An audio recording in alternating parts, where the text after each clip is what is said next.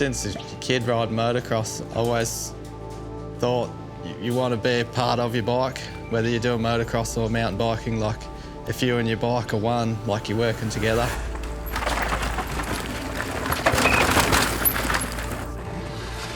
For me, there's a certain handful of runs in my career where start to finish, you like don't even remember anything in between. You're like so focused and in the zone.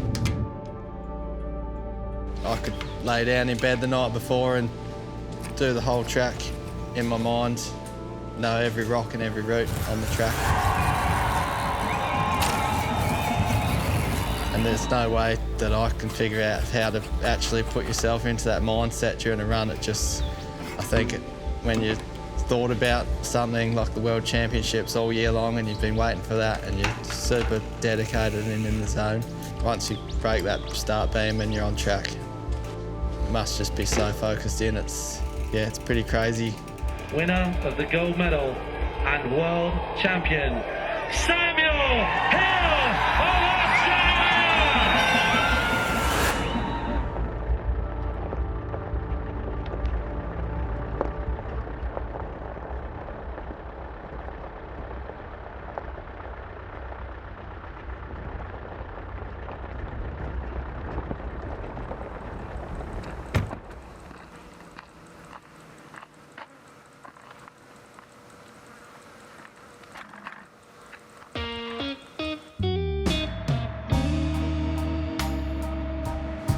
Yeah, living in West Australia, it's where I was born, it's where I grew up. It's a place I love, and yeah, I think it's just a sort of laid backness around WA. Everyone's a bit more chilled than in some of the other cities around Australia and around the world. And we've got beautiful countryside and beaches, and it's just a special place in my heart.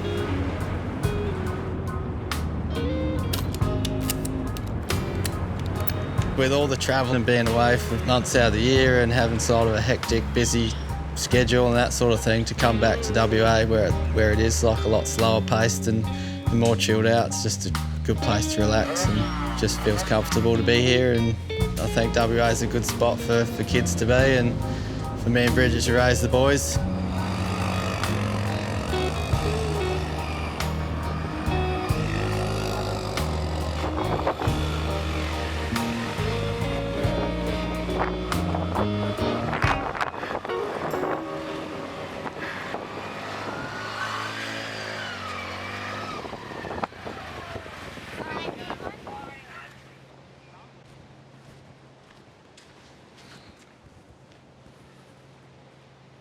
Tell me about dad life. What do you love about being a father?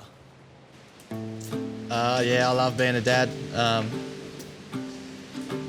don't know, just three boys. They're hectic at times, but they're all like my best mates as well. Yeah, Bam, so he's the oldest, stubborn, but he's super determined as well when he wants to achieve something, which is pretty cool. You can kind of see a lot of myself in him. And then we got Drake, he's the middle wild child. What's the plan out there, Drakey?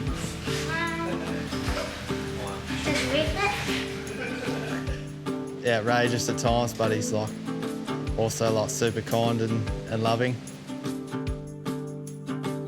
And then Knox is a bit of both of them, but yeah, you don't want to get on the wrong side of him either. He's a weapon.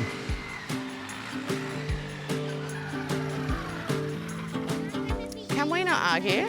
Come on, you ready? Kenny Roxon, yeah?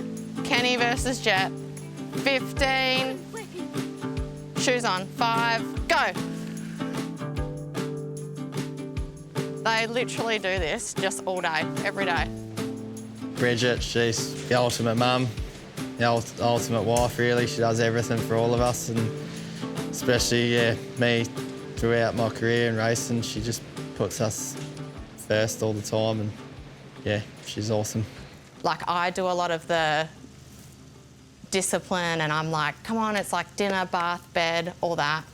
But he's like, he just wants to be their best mate. He wants them to grow up and know that they can call him, they can hang out with him, he wants to just teach them everything, and they honestly just see him as, like, you're just my dad and I love ya. Did we go out of style? When's she gonna be my wife? I'm proud of it. Now I just accept my life as how it is.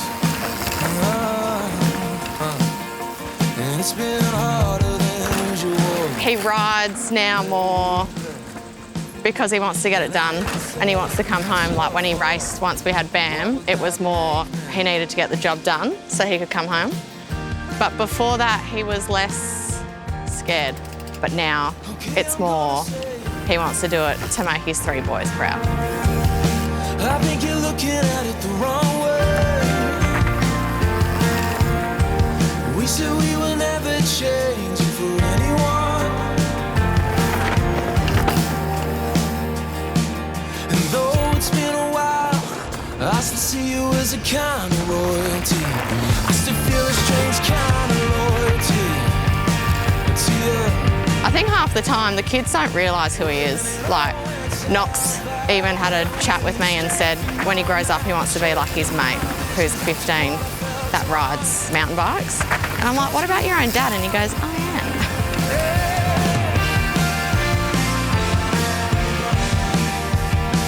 Okay, I'm gonna say it. I think you're looking at it. Who's the fastest in your family? On an actual motorbike, probably Ben. What about your dad? Dad's getting too old.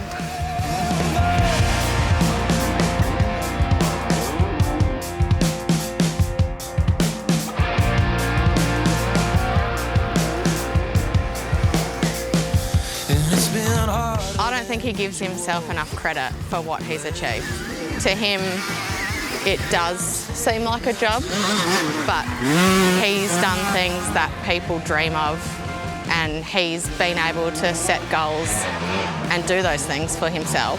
But I think most of us think it's insane.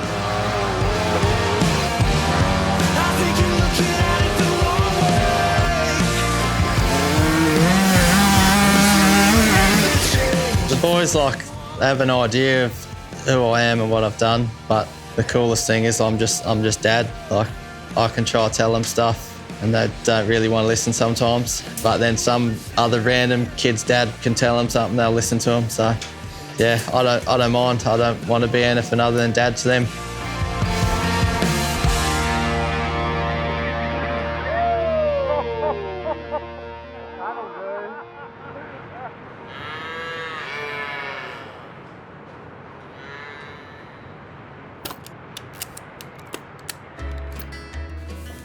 This one is 2006, which was World Champs in Rotorua, New Zealand. That was my first elite downhill world title.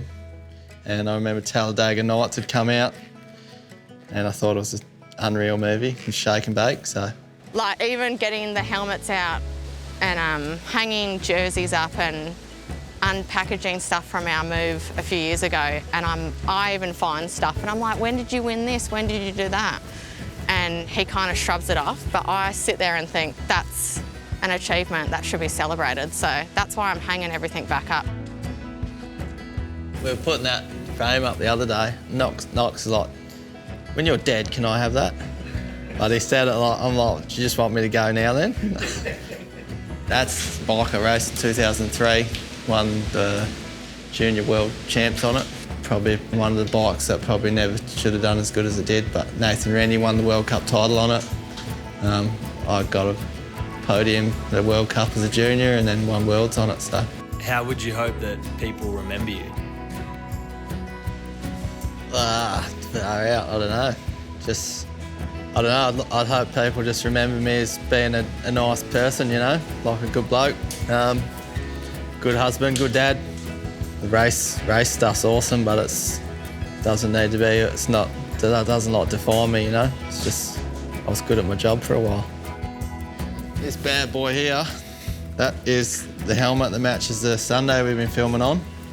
2007 World Champs, the kangaroo on the back.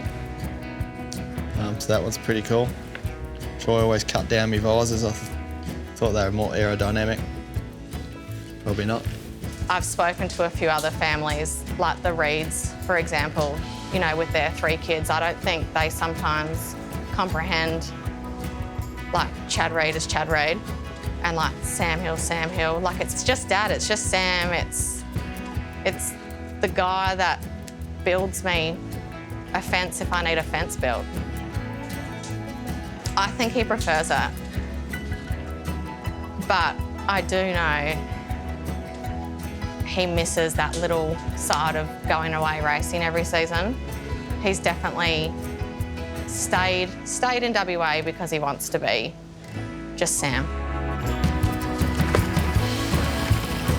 To be able to go ride with my kids and just have fun and the freedom of it. I think when you get out and ride, doesn't matter what worries you have going on in life. If you go for a 2-hour ride, you probably don't think about any of them.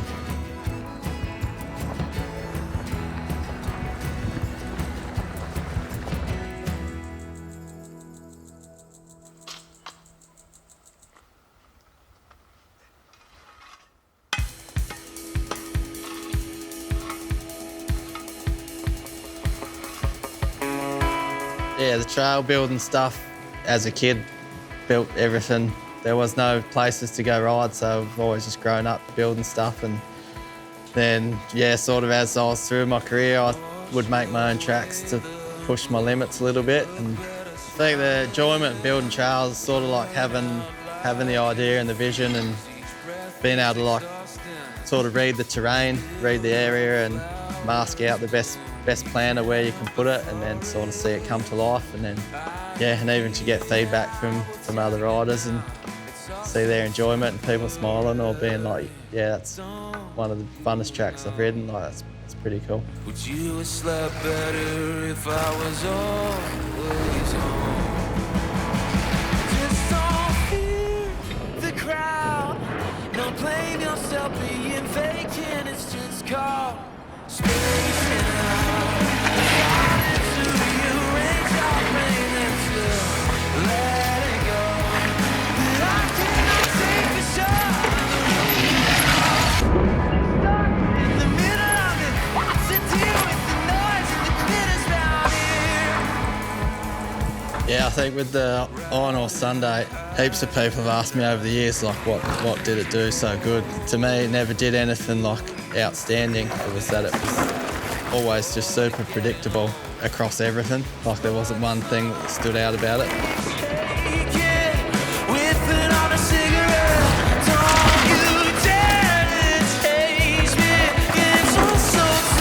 I think for me, having the comfort and the trust and always knowing, like, exactly how it's going to react just allowed me to push it to limits that it could be pushed and past that sometimes.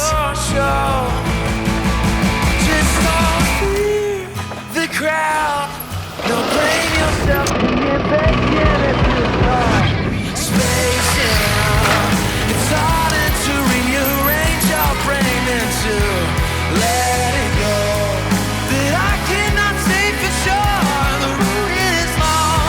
I'm stuck in the middle of it. What's to deal with the noise and the glitters round here?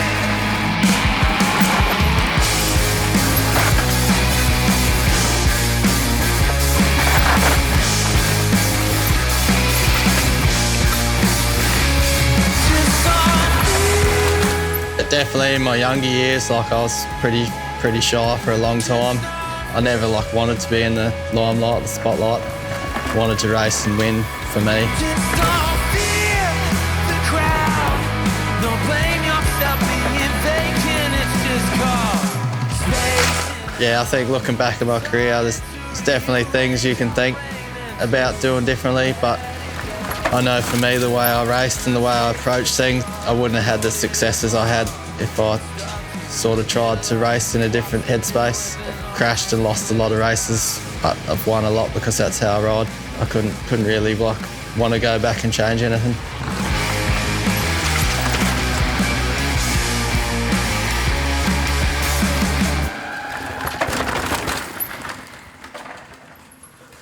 How did it feel to be back on it? It's pretty pretty crazy. I actually never thought this bike could get ridden again, especially on like a track like this that I helped build, and we had a national race here back in 2006, so yeah, a bit nervous, a bit scared, but still, thing still rips, it's cool.